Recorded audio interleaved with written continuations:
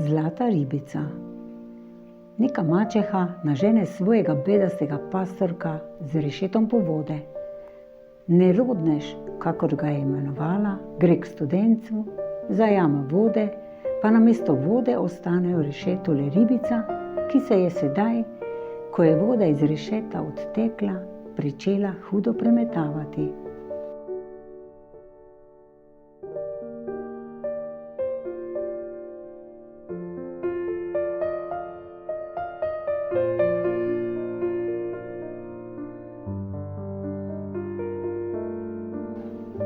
Že jo hoče namesto vode odnesti mačehi, a kako strmi, ko ga ribica takole nagovori. Ljubi moj, deni me v vodo nazaj, saj vidiš, da moram na suhem umreti. Tudi tebi bi se ne zdelo dobro, če bi te kdo v vodo pahnil in bi moral toniti, saj ti ne bo zastonj.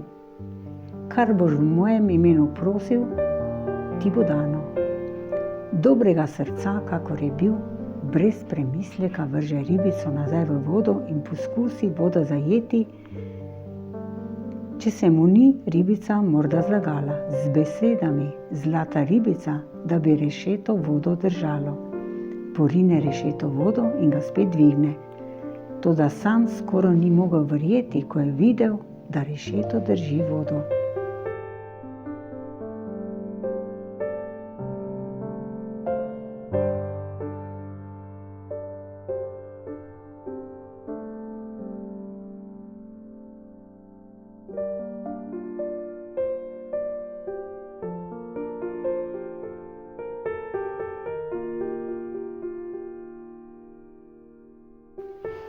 Ko pride domov, položi rešeto z vodo na klop in leže vznak na peč.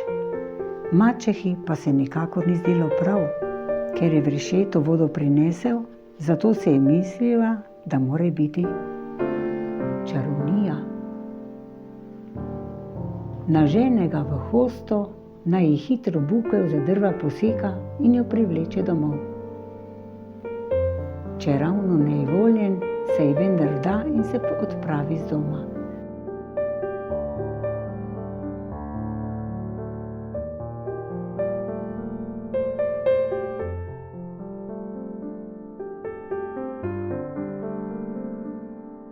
Ko pride v hosto, zažene sekiro na tla, si izbere bukev in reče: Zlata ribica, da bi bukev padla, in bukev že leži na tleh.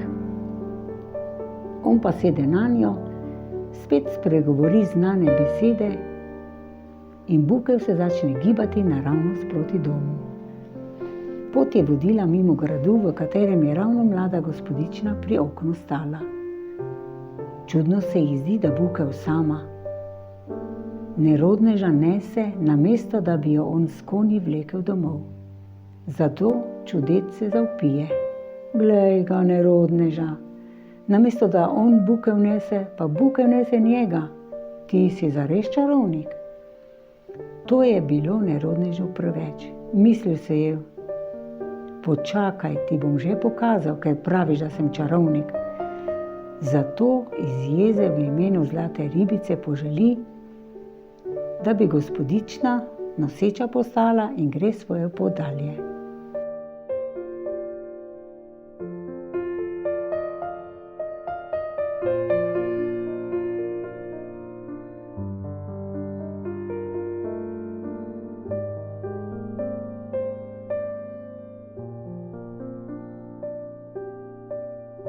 Ko na bukvi prijaha domov, si mačeha misli: No, zdaj pa vem, da zna čarati.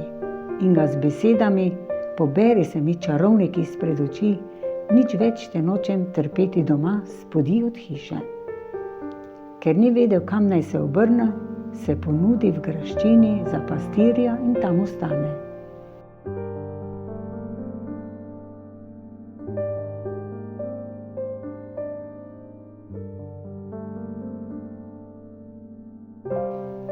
Gospodična pa je rodila prav zalega fantiča, za katerega nihče ni vedel, kdo je njegov oče. Ko je bil fantič že 3 leta star, je povabil graščak vse viteze tiste dežele na veselico. Bili so dobre volje. Medtem pelje graščak svoje drage goste v prostrano dvorano, kjer je bil 3 leta stari fantiček z zlatim jabolkom v rokah.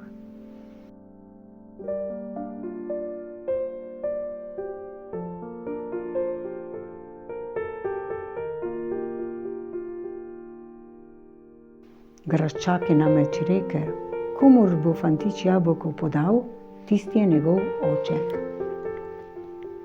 Toda fantič ni hotel dati jabolko nikomur iz rok. O tem pa je slišal tudi pastir, ter je šel v tisto dvorano, kot da išče gospoda. Ko odpre vrata, mu že priteče nasproti otrok, ter mu ponudi jabolko.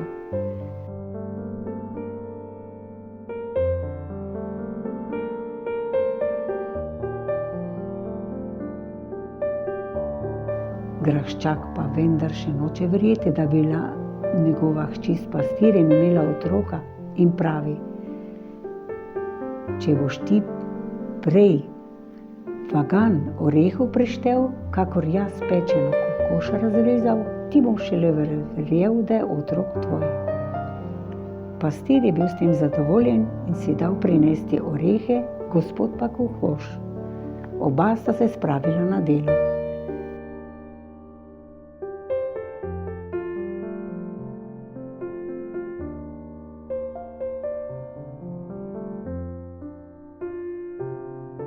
Pastir gospoda niti ne pogleda, kaj dela, temveč hitro premetava orehe ter vsakekrat reče: zlata ribica in ta 2 orešča.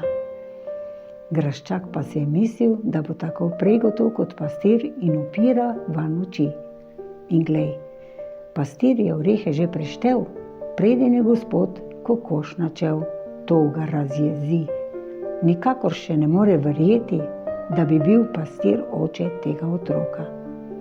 V jezi zapove, naj hčer pastirja in otroka denejo v sod in vse skupaj vržejo v vodo.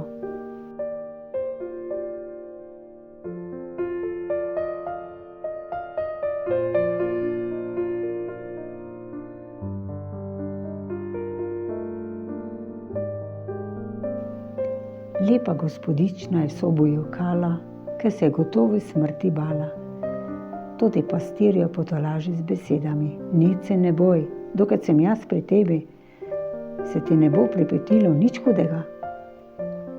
Ko se je pastirju zdelo, da je sod po vodi že dovolj daleč priplaval, reče: naj sod schodži na suho in se raztrešči. Že so na suhem in vidijo pred seboj lep grad. Vsi 3 gredo naravnost vanj. Ko pridejo v grad, jih z veselim glasom pozdravijo: živjo naš gospod, tu je prejšnji pastir zdaj ostal in postal imeniten gospod.